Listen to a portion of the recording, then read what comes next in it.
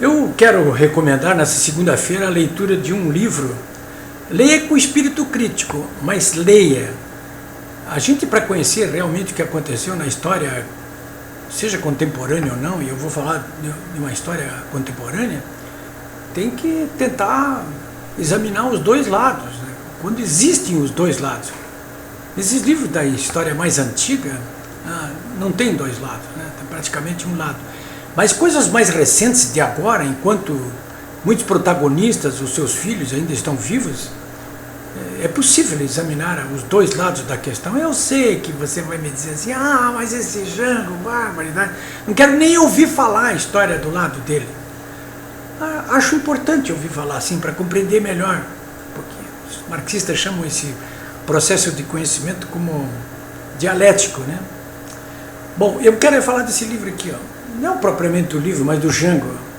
O Jango e Eu, Memórias de um Exílio Sem Volta. É o filho dele, o João Vicente Goulart, que está escrevendo esse livro aqui. Aqui é o João Vicente Goulart.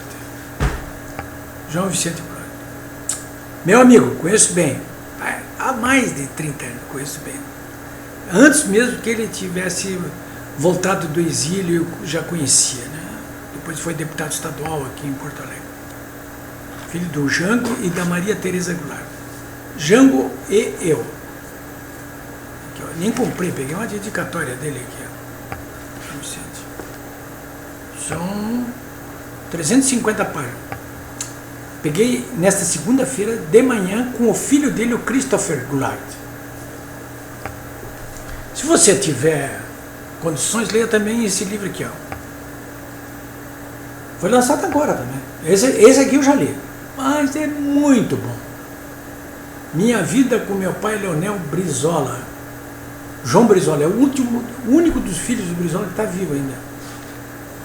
O João Brizola.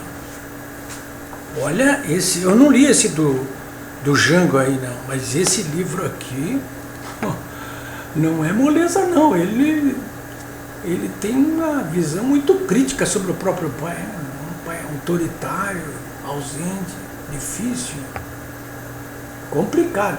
E ele conta histórias. Sabe aquela história de que o Brizola pegou $1 milhão do Fidel Castro para fazer guerrilha no Brasil?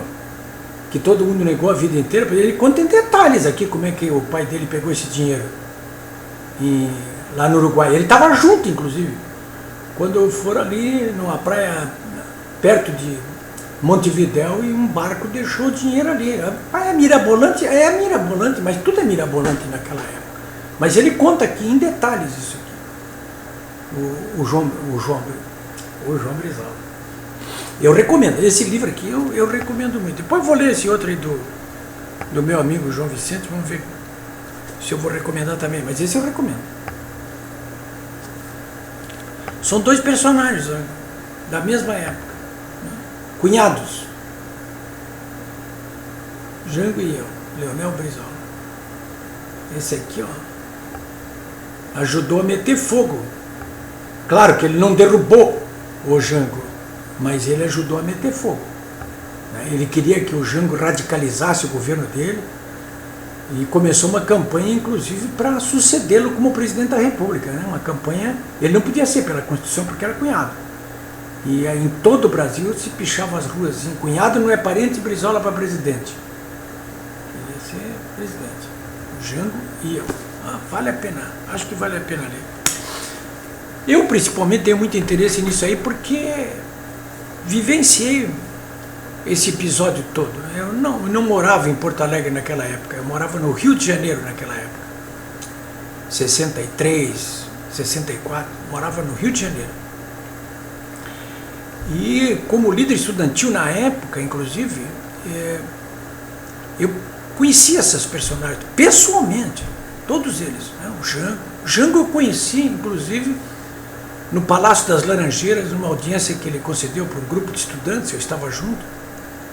E nós estávamos querendo realizar um congresso nacional dos estudantes secundaristas e não tínhamos dinheiro para reunir esse congresso. É mais ou menos como fazem hoje, como fez a UNE durante todo esse período do Lula, né? E da Dilma.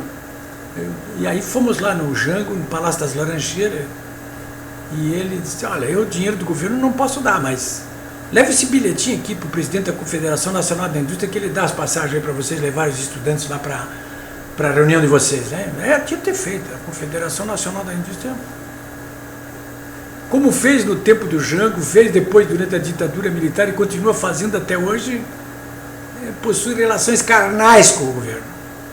E recebe tantos favores que atende pedidos de presidentes, de ministros, enfim. Se você disser assim, puxa, então não mudou nada, não. Mudou pouco, hein? O que mudou mesmo agora é a Lava Jato, né? Porque eu duvido que a Confederação Nacional da Indústria, entidade empresarial, seja qual for, prossiga fazendo o que fazia. Acho que os sindicatos dos trabalhadores e as suas centrais sindicais, tipo CUT, essas coisas aí, eu ainda quero falar sobre isso com vocês, eles continuam fazendo isso. Continuam fazendo isso. Eu não tenho dúvida.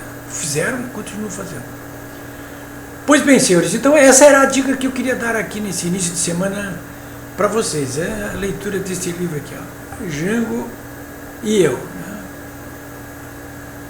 Jango foi deposto no dia 31 de março de 1964 por um golpe militar, que tinha grande apoio na opinião pública.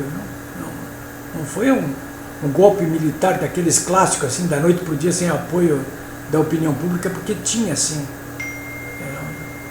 O Jango era acusado na época, não por corrupção, mas porque na época se imaginava que ele estivesse conduzindo o Brasil para o comunismo. E de fato estava. De fato estava. Eu participei daqueles eventos de 64, não que ele fosse comunista, mas o modo como ele estava radicalizando no governo acabaria levando inevitavelmente ao comunismo. Né? Os militares trancaram o passo dele com o apoio de grande parte da opinião pública brasileira. Né? O resto você já conhece. É isso aí.